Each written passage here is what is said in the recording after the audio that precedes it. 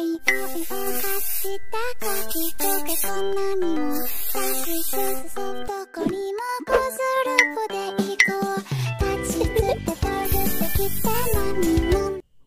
up? What's up? What's up? May sakit ako ngayon. Kaya, paus ako. Kaya kung hindi nyo maintindihan yung sinasabi ko, pasensya. Pasensya na, pero minsan lang talaga ako napapaos. Kaya, record na natin to.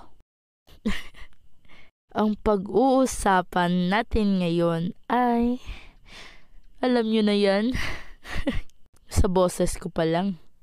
Pag-usapan natin yung time na paos tayo sa maling araw.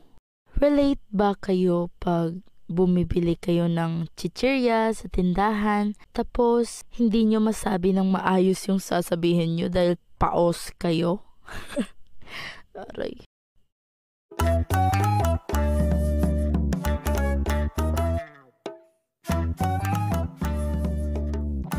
Pabili! Pabili! Ano po yun? Chichirya po. Ano? Pabili po ng chichirya. Taasan mo po yung boses mo po. Sabi ko, chichirya! Ah, chicharon. They ask you how you are, you just have to say that you're fine when you're not really fine, but you just can't get in. O, diba? Nakakainis. Tapos, ito pa, pag nasa jeep kayo, naku, nahirapan talaga ako nun. Bakit? Ah, para po. Para po. Para po. Manong, para po. O, diba? Nakakainis. Tapos, naranasan nyo bang kumanta para sa grades nyo? Ako, oo. At wrong timing pa ha. Paus pa ako nun.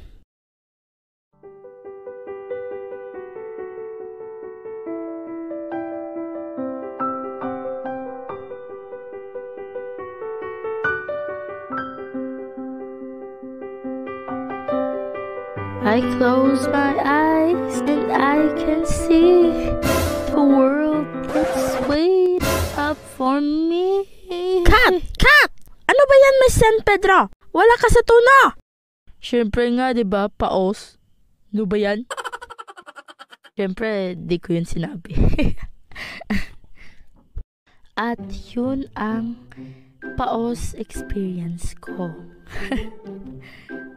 Pasensya na ulit sa boses ko kung ganito at sensya kung maikli. Di na kaya ng werpa ko at meron naman akong next animation na ginagawa ko ngayon. Dapat nga ngayong September ko yun i-upload pero epal yung pause kong boses. Ngayon, pati na rin yung voice actor ko, pause rin. Sensya kung super simple ng pagkaka-animate ko, mostly illustrated na. Dinali-dali ko lang to kasi iba talaga yung balak kong i-upload ngayong September. At salamat sa panonood and stay safe mga bibis. Abangan nyo next upload.